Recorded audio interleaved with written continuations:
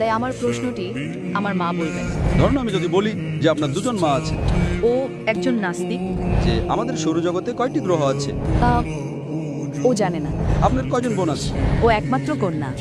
না, ঠিক তা নয়। আমার নাম আয়ান এবং আমি একজন শিল্পী। আমি হাই স্কুলের ৩য় বর্ষের ছাত্রী এবং আমি ইসলামে বিশ্বাস করি না। আসলে আমি ভালো কথা বলতে পারি না, তাই আমার প্রশ্নটি আমার মা বলবেন। আমি দুঃখিত, ওর প্রশ্নটি খুব একটা শিক্ষণীয় নয়, কিন্তু ইসলাম সম্পর্কে এটাই ওর প্রথম প্রশ্ন, তাই দয়া করে বুঝবেন। অবশ্যই অবশ্যই বোন, আপনাকে স্বাগতম। ও একজন নাস্তিক এবং আপনি একটু আগে একজন নাস্তিককে ঈশ্বরের সংজ্ঞা দিতে বলছে।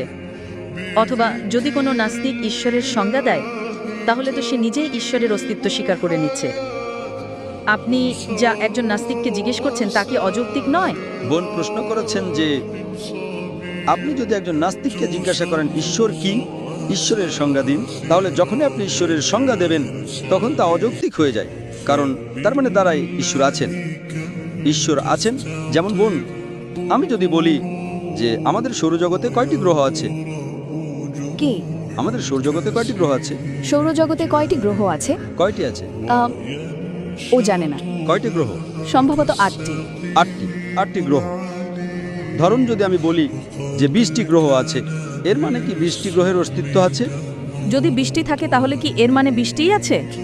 না, 8টি আছে। ঠিক আছে। আপনার কয়জন বোন আছে? ও একমাত্র কন্যা। কোনো ভাই আছে? আমি একমাত্র সন্তান। একমাত্র সন্তান। ঠিক আছে। আপনার কয়জন মা আছে? আপনার কয়জন মা আছে? একজন। একজন মা। ঠিক আছে। ধরুন আমি যদি বলি যে আপনার দুজন মা আছে, ঠিক। আমি যদি বলি 2 এর সংজ্ঞা দিন। 2 মানে 1 + 1 হলো 2। আমি 2 এর সংজ্ঞা দিয়েছি বলেই যে দুটি মা থাকবে তা নয়। আপনি কি বুঝতে পারছেন? আমি যদি বলি যে আপনার দুজন মা আছেন এবং আপনি বলেন না দুজন মা নেই, আপনি আমাকে জিজ্ঞেস করবেন 2 এর সংজ্ঞা কি। আমি বলবো 2 মানে 1 + 1 হলো 2। তাই আমি 2 এর সংজ্ঞা দিয়েছি বলে যে দুজন মা থাকবেন তা নয়।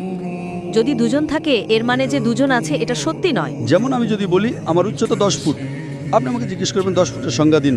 10 ফুট মানে আপনি একটি রুলার নেন, আমি 6 ফুট। তাই আমি 10 ফুটের সংজ্ঞা দিয়েছি বলেই যে আমার উচ্চতা 10 ফুট হবে তা নয়।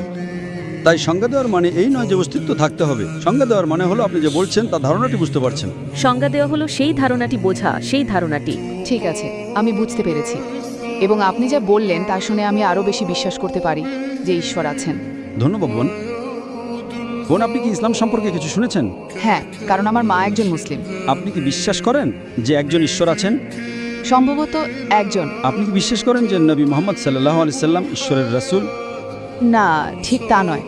তাহলে আপনি কোরআনের অনুবাদ পড়েন না কেন? I would request the volunteer to give you a translation of the Quran.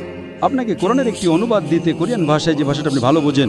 আমি আপনাকে এটা পড়তে বলবো এবং নবী মুহাম্মদ সাল্লাল্লাহু আলাইহি ওয়াসাল্লামের জীবনী সম্পর্কেও পড়তে বলবো, এবং আমি সর্বশক্তিমান ঈশ্বরের কাছে প্রার্থনা করি যেন তিনি আপনাকে এক ঈশ্বরে বিশ্বাস করার এবং নবী মুহাম্মদ সাল্লাল্লাহু আলাইহি সাল্লামকে ঈশ্বরের রাসূল হিসেবে বিশ্বাস করার হেদায়েত দেন।